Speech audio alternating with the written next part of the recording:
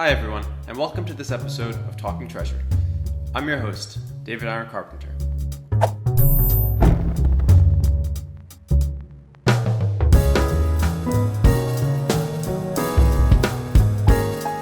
Today, we explore the oldest collectibles in our galaxy, meteorites.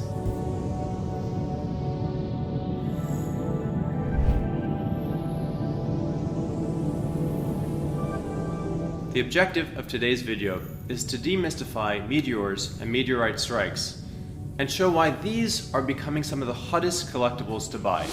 No pun intended. Asteroids and the meteors that sometimes are produced from them are leftovers from the formation of our solar system over 4.6 billion years ago. Although the planets and the moon have changed over millennia, many of these small chunks of rock, ice, and metal have not. They're a lot like veritable fossil records of planetary evolution. Meteorites can originate from both the moon and Mars. Meteors have been responsible for changing the course of history, or should I say, prehistoric times.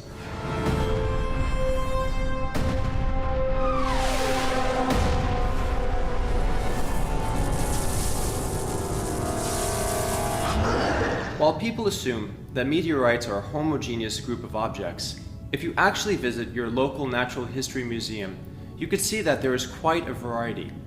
Meteorites traditionally have been divided into three main categories: stony meteorites or stones, iron meteorites, and stony iron meteorites.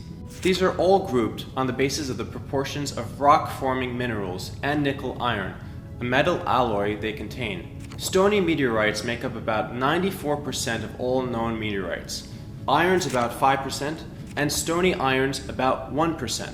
It is the last group of these meteorites, the 1%, the stony irons, that I'd like to focus on.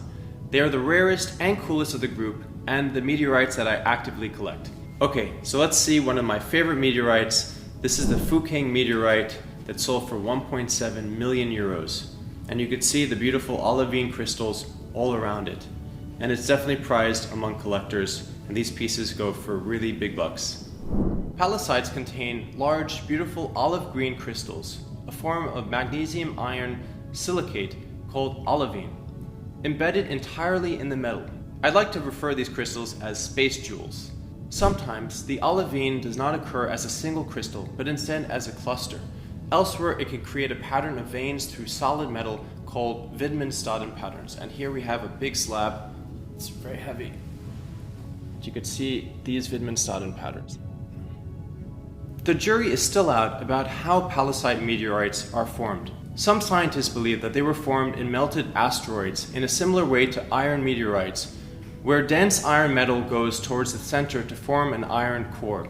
What is so fascinating about Pallasites is that they are thought to be samples of the boundaries between a metal core and the silicate olivine-rich mantle around it. If this is the case, they could tell us a lot about the formation of Earth and other terrestrial planets.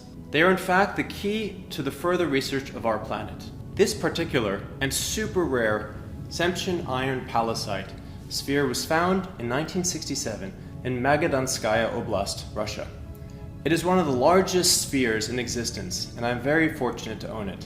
While meteorite strikes can produce things of beauty, there are also terrifying encounters.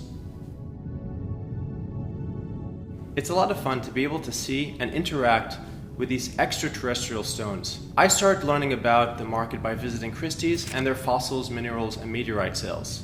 I encourage everyone to go visit their Natural History Museum along with auctions like Christie's, Sotheby's, Heritage, and Bonham's. You could learn a lot and maybe even bid on some of the most fascinating objects that have been on a collision course with Earth since the land before time itself. Thanks so much for joining me on this episode of Talking Treasure, and I hope to see you next time.